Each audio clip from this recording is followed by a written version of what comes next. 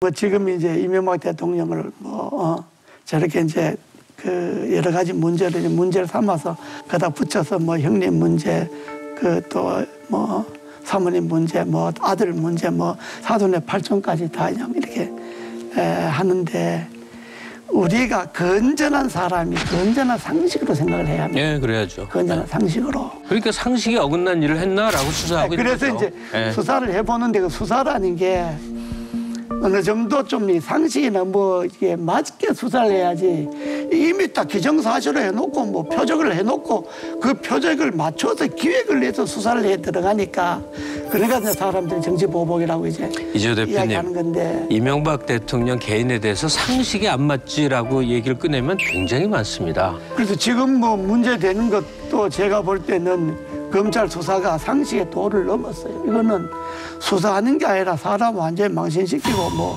검찰이 뭐 완전히 질주하지 않습니까? 누가 봐도 상식에 부합하지 않는 거죠, 지금 이 국민은. 근데 이명박 정부 시절에 내각에 계셨던 분이 전임 대통령 조치에 대해서 그렇게 얘기하시면 굉장히 이상하지 않겠어요? 누가 봐도 안 맞죠. 전직을 어떻게 다뤘는지에 대해서 뻔히 아는데. 제가 뭐 잘못한 것도 권력을 남용했거나 잘못한 걸 갖고 내가 관계했던 대통령에다 내 측근이다 그래서 변호하고 뭐 그 정도로 제가 한심한 사람은 아닙니다. 사실 그 이명박 전 대통령에 대한 그 수사가 급물살을 탄 데는 이 측근들의 진술이 사실 큰 영향을 미친 것으로 알고 있거든요. 이게 사실은 지금 MB 대통령께는 사실 굉장히 불리한 정황인 거는 맞는 것 같아요.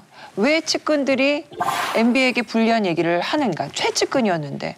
이 부분 때문에 그 표적 수사이냐에 대해서 고개를 갸우뚱하시는 분들이 많다는 거죠. 그런데 이제 김미중 씨나 김백준 씨 같은 경우는 누가 뭐래도 대통령 측근이죠. 네.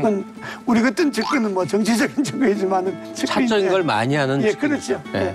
그러면 이분들과 직접 통화를 하거나 만난 적은 없으신가요? 최근에? 없습니다. 없는데 한번 얘기를 해봐야겠다 생각은 안 해보셨나요?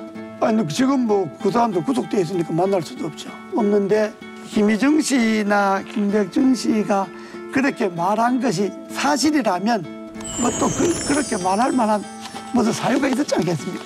그러니까 그 말한 사유 때문에 이명박 대통령의 비위 사실이 드러나고 있거든요. 수사는 그야말로 계획된 수사가 아니라 드러나는 비위를 따라서 지금 계속 가고 있어요. 국정원 특활비의 수수자로 국정원장을 조사를 했어요. 그랬더니 누구누구 얼마를 줬다라고 그래요. 그래서 받았다는 당사자를 불렀더니 그거 받아서 누구 줬습니다. 진술을 받아낸 게 지금 얘기예요. 그냥 아무 일이 없는데 부른 게 아니라 이 사람들이 돈을 받아갔습니다라는 그 진술 때문에 나온 거죠. 아니 그러니까 국정원 예를 들어서 원세훈 원장이나 또 뭐 다른 국정원장을 잡아가서 조사하는 최종 타겟이 MB 아닙니까?